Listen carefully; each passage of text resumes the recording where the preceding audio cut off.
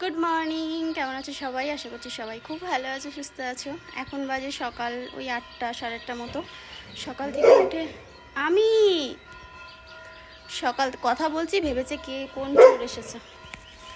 সকাল থেকে উঠে অনেক কাজকর্ম হয়ে গেছে, মানে ঘরের সংসারে যত কাজকর্ম সব করে নিয়েছি। আর এখন ছাদে এসেছি, ফুল তুললাম। আজকে না গাছে খুব একটা বেশি ফুল হয়নি, 3তলায় যায়নি, নীলকণ্ঠ ফুল তোলা হয়নি।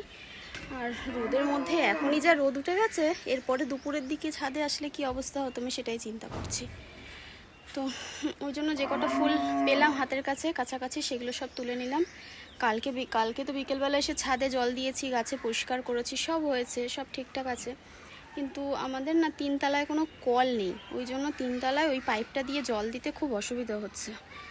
তো জানি না, ওই জন্য আবার 3তলায় গাছগুলো শুধু জল দিয়েছি, পরিষ্কার আছে যদিও, একটু একটু হালকা গাছের গোড়ায় হয়তো নোংরা আছে। তো ঠিক আছে, অসুবিধে নেই, 2তলার ছাদটা ক্লিন আছে। আর মা চলে গেছে সকাল সকাল ডাক্তার দেখাতে, বড়দির সাথে ওঠায়। আর পার্থিব এখানে আসবে, তো জায়াম্বু এসে বাইকে করে দিয়ে যাবে। ও এখানে সারাদিন থাকবে, তারপরে ওরা এখান থেকে ডাক্তার দেখিয়ে বাড়ি এসে খাওয়া দাওয়া করে বোধহয় রাতে বাড়ি ফিরবে। আর মা বলেছিল সকালে পার্থিব আসবে, সকালবেলা 7টার সময়।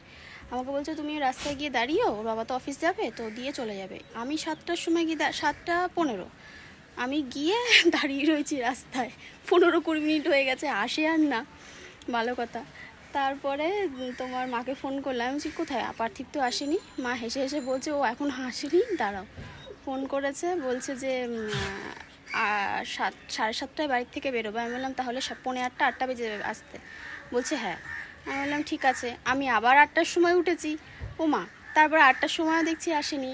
এখন অনেক মানে 8টারও পার হয়ে গেছে, এখনও আসেনি। বলছে আসতে নাকি আর একটু দেরি হবে। তারপর আমি মনে ভাবছি তুই আমাকে সকাল থেকে দৌড় করিয়ে মারছো, পার্থিব আসবে পার্থিব আসবে পার্থিব আসবে। প্রথমে বলেছিল যে রান্না টান্না করে দিও, বললাম ঠিক আছে, অসুবিধে নেই, রান্না করে দেবো। মা বলেছিল ও ফেনা ভাত খায় না, ভাত ডিম ভাজা করে দিও। আমি বললাম ঠিক আছে, রুটি আর ডিম ভাজা করে দেবো, খেয়ে নেবে। তো তারপরে মা বললো রান্না করতে হবে না, বাড়ি থেকে খেয়ে আসছে। সেটাও ঠিক আছে, চলো হ্যাঁ, আমি এদিকে পুজোটা কমপ্লিট করি, নাহলে আমার বকতে শুরু করলে দেরি হয়ে যাবে। এ কটা ফুলই তুলেছি, এই দিয়েই ও ডাকছে, মনে হয় কোনো পাখিকে দেখেছে, পায়রা টায়রা বা কোনো ছাগলকে দেখেছে আশেপাশে, ওই জন্য ভব ভব করছে। চল চল নিচে চল।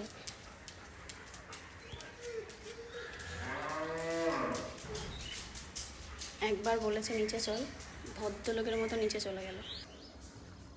চলো এসেছি যখন, ছাদটা একবার দেখিয়ে যাই। এই গাছটা এখনও সুন্দর ফুল আছে। আর এই ঘরটা কালকে ক্লিন করেছি। এই ঘরটার মধ্যে না সেদিন হাওয়া দিয়েছিল, এইগুলো ভেঙে চুরে সব এখানে পড়ে গেছিলো। হাত দিয়ে সব টুকিয়ে আবার ওখানটাই রেখেছি, সব কোথায় ফেলবো। আর এমনি সব ছাদ পরিষ্কার। চাল কুমড়োটা না বড় হবে না, আর এইটুকুনি থাকবে। আর এমনি ছাদ পুরো ওই কোনা কোনা থেকে সব সুন্দর করে পরিষ্কার করেছি। একটু একটু নোংরা তো পড়বেই, গাছের পাতা মাতা ওই যতই ঝাড় দাও যতই পরিষ্কার করো একটু নোংরা থাকবেই। তারপরেও যতটুকুনি পেরেছি, যতদূর পেরেছি পরিষ্কার করেছি। চলো হ্যাঁ, আর গাছগুলো সব ফুল গাছগুলো এখান দিয়ে লাইন দিয়ে রেখেছি। আজকে একটু ফ্রি হলে বিকেলের দিকে তাহলে ওই গোলাপ গাছগুলো এনে কাটিং ছাটিং করব। আজকে জানি না ফ্রি হব কি না, কারণ আজকে আমার অনেক কাজ আছে, প্রমোশন ভিডিও এডিট আছে। চলো, পুজো দেওয়া কমপ্লিট হয়ে গেছে, চলো এবার দরজাটা বন্ধ করে দিই, নাহলে এমনিতে দরজা বন্ধ রাখি। এই যে ভদ্রলোকের বেশে এক চোর ঘুরে বেড়ায় আমাদের ঘরে, বুঝেছ? ওই জন্য একটু সতর্ক থাকতে হয় সবসময়। আর আমার ব্যালকনির গাছগুলো দেখো, কালকে জল দিয়েছি, আজকে দিতে হবে না। আর গোড়া সব ভেজা রয়েছে, দেখো গোড়া সব ভেজা, এটার গোড়া ভেজা, শুধু এইটার গোড়ায় জল থাকে না, এইটাতে আমাকে দিতে হবে। এই যে গাছের গোড়া ভেজা, সব গাছের গোড়া ভেজা। একটু গাছগুলোকে কাটিং ছাটিং করতে হবে, তাহলেই ঠিকঠাক হয়ে যাবে। বড় স্নান হয়ে গেছে, আর এটাই ছিল আমার সকালের শেষ কাজ। এখন চা খাবো। দেখো চুল টুল সব মানে এলোকেশি অবস্থা। গরমকালে যে কী অবস্থা হয় মানুষের, সেটা প্রত্যেকটা মানুষ জানে, বলবো না যে শুধু আমিই জানি, সবাই জানে। দোকানে গিয়েছিলাম, একটু আলু ছিল না ঘরে, আলু বরন্ত।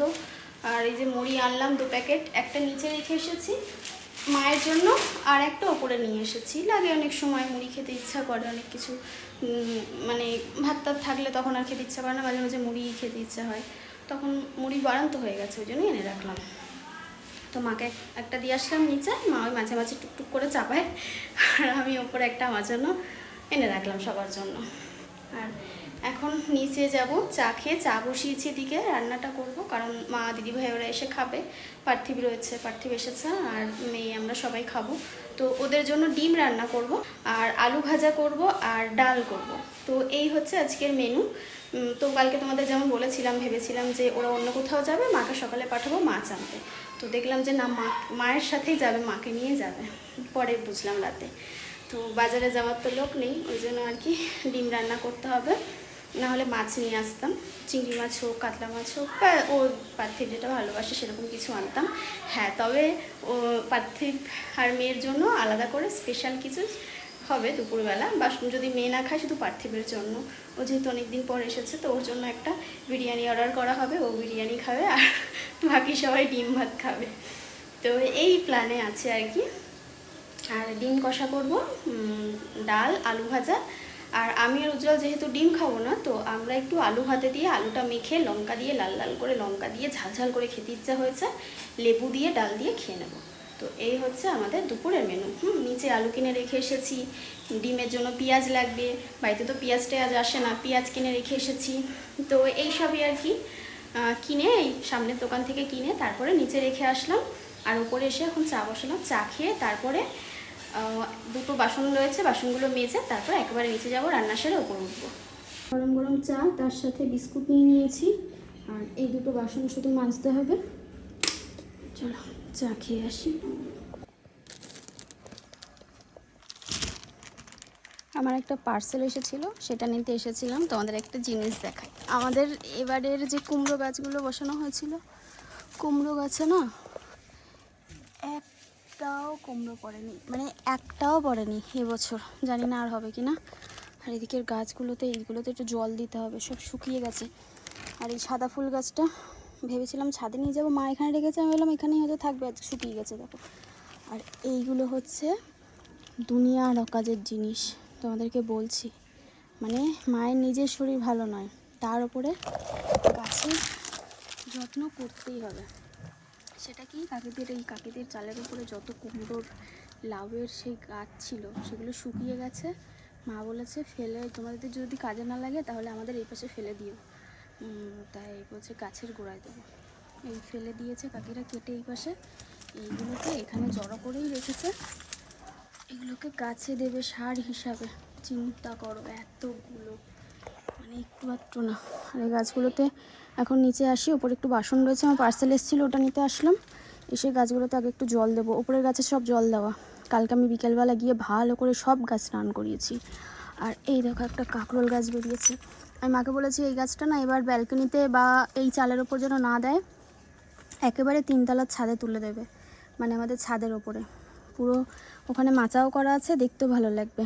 আর এই দেখো সেই আলু গাছ আবার হয়েছে এবছর, আগের বছর শুয়োপোকার জন্য কেটে দেওয়া হয়েছিল, পরে মা বলছে কি ওই বাড়িতে কোনিকা আলু হয়েছে, আমাদেরটা না কাটলেই ভালো হতো, হয়ে যায়। এখানে দেখো আলু এনে রেখেছি, পেঁয়াজ এনে রেখেছি, ডাল এনে রেখেছি, সব আনা আছে, শুধু এখন নিচে এসে কাজটা করব।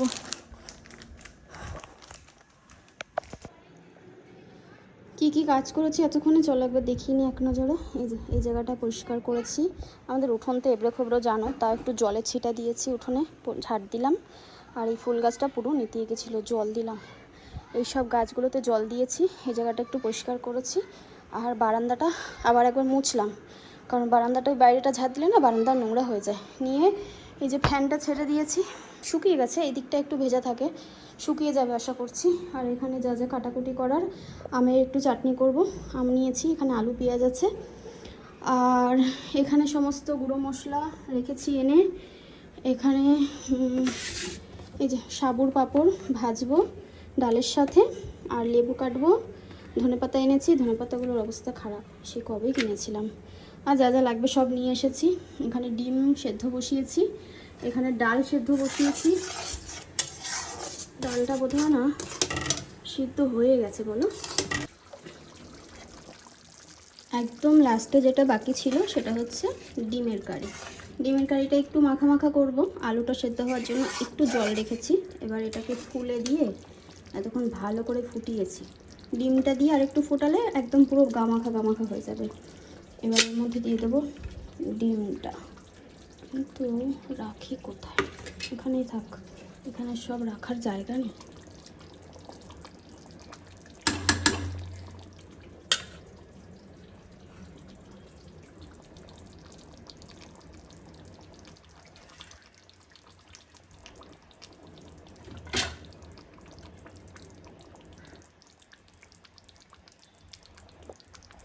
দারুণ দেখতে লাগছে না বলো? ডিমগুলো ভেসে ভেসে রয়েছে ওপরে। আর অনেকদিন পর ডিমের কারি রান্না করছি বোধ হয়। হ্যাঁ, আগের দিন মা রান্না করেছিল, মানে আগে যে 2-3 দিন রান্না হয়েছিল বোধ হয়, মাঝখানে বাড়ির থেকে এসেছিলো তখন বোধহয় রান্না হয়েছিল। তখন আমি রান্না করেছিলাম কি না, আমি তো ডাক্তার দেখাতে গেছিলাম, মা রান্না করেছিল। একটু গরম মশলা দেবো, গরম মশলাও আনা আছে।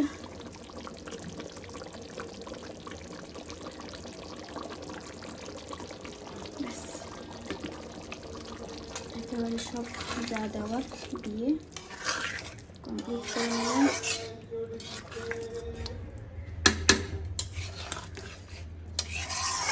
দেখতে ভালো হয়েছে ডিমের কারিটা?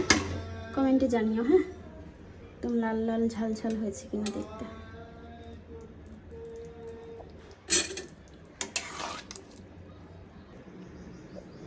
এই যে ডিবাপির স্পেশাল বিরিয়ানি এসে গেছে পার্থিবের জন্য। চলো, রান্না সব কমপ্লিট হয়ে গেছে। এই হচ্ছে পাঁপড়, পাঁপড়টা আমি এর মধ্যে রাখলাম।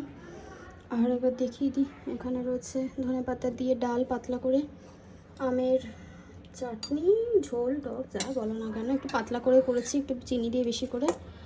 আর ডালের সাথে খাওয়ার জন্য গাছের লেবু কেটে নিয়েছি। এখানে রয়েছে আলু ভাজা বেশি করে লঙ্কা দিয়ে। আর এটা হচ্ছে একদম ডিম কষা, ডিম ভুনা যাই বলো না কেন। এখানে রয়েছে ভাত। আর কড়াইতে একটু তেল আছে, কড়াইটা মেজেই তেল দিয়েছিলাম এই পাঁপড়টা ভাজার জন্য। থাক, ওটা আর এখন মাজবো না, ওদেরকে খেতে দিয়ে এসেছি। আর এখন পেস্তাকে দিয়ে তারপরে আমরা খাবো। এই, তুই সিঁড়ির গোড়ায় পটি করেছিস কেন? দাদা এসেছে বলে কি তোর 8 ঠ্যাং হয়ে গেছে? 4 ঠ্যাঙের জায়গায় আমি কোনো কথা শুনবো না। তুই পটি করেছিস কেন সিঁড়ির গোড়ায় বল? হ্যাঁ, ওই আবার দাদা এসেছে, আবার শুরু করেছে। হ্যাঁ, কি দাদা বাঁচিয়ে নেবে? ছি ছি ছি ছি, এত অধঃপতন হয়েছে দিনকে দিন এই ছেলেটার আমার।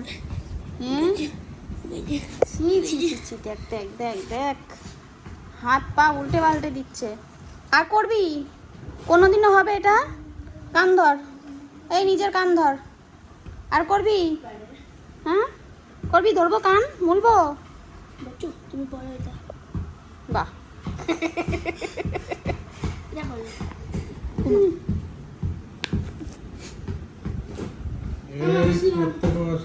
পড়তে বসে। হ্যাঁ বাবা, সাবধানে যেও।